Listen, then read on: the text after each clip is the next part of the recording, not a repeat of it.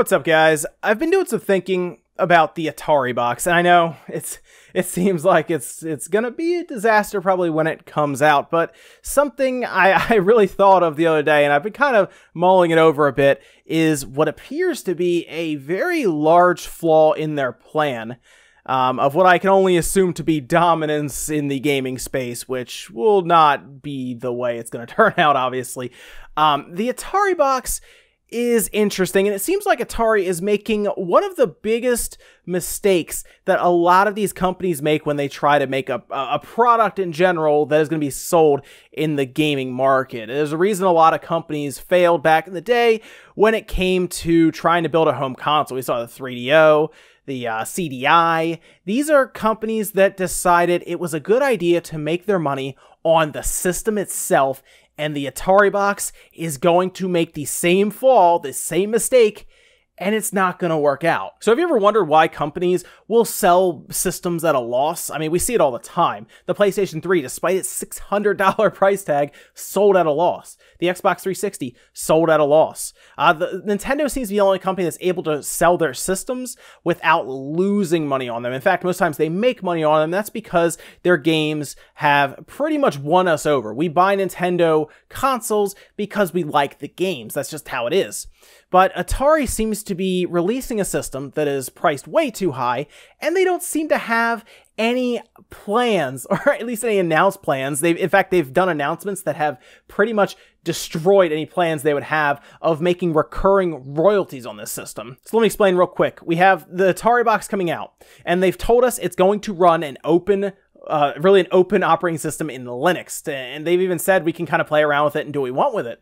Well, if we have an open distro like with a Linux distro, for example, what's to stop us from just downloading Steam? In fact, the Atariboxes might give more recurring revenue to Valve than it would to Atari, and that's because they're opting not to close off their ecosystem. Sure, there's a lot of people who are really happy for that. They're like, oh great, I can buy this box, which if that's the case, it might not be for you because it's not going to be super powerful. You could just build a computer in that case, or buy a Steam machine, but you can just be like, oh, I'll just buy this little Ataribox and then I'll load Linux. Well, again, why would you do that?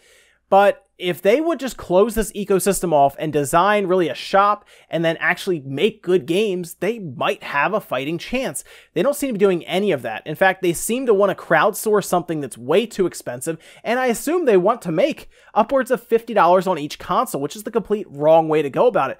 I just said Steam, for example. They take 30% from anyone who wants to sell a game on Steam, just as a royalty fee to sell on their marketplace. Microsoft, Sony, and Nintendo all do the same thing. In fact, that's why they sell these things at a loss, because they will make it up tenfold in royalty fees, and they don't have to design the game. They're just doing royalty fees for them to bring it over. Sure, they have to review the game, but that's way less effort than building the whole thing.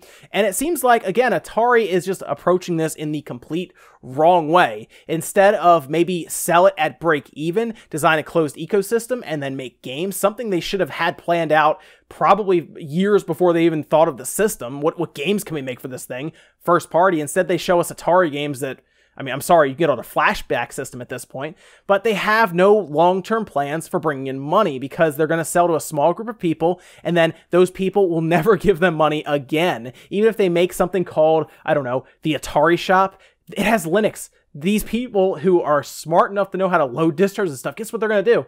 They're going to download an emulator that's going to play the Atari games that way. It's just the way it's going to be.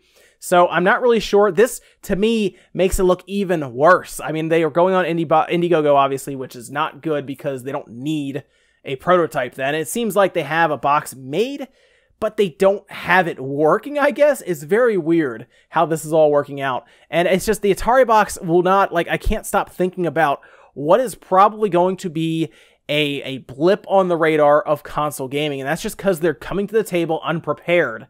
The entire thing right now seems so out of left field even to them. It seems like they're just not ready to do this. Really, they should have come to the table, and instead of just showing us the system, they should have showed the system playing a game that we know. Remember how Nintendo shows the Switch, and then there's the Switch playing Skyrim? What? It's portable? That's just an example. Like, why would you not come to the table with something big that could be shown off that's like, hey, this is a game that we are bringing that's exclusive to the Atari system. You need the Atari system. You got to buy it on our shop. why wouldn't you do that? So it's on AMD's chipset. Why wouldn't you try to do something? Even make it an indie machine.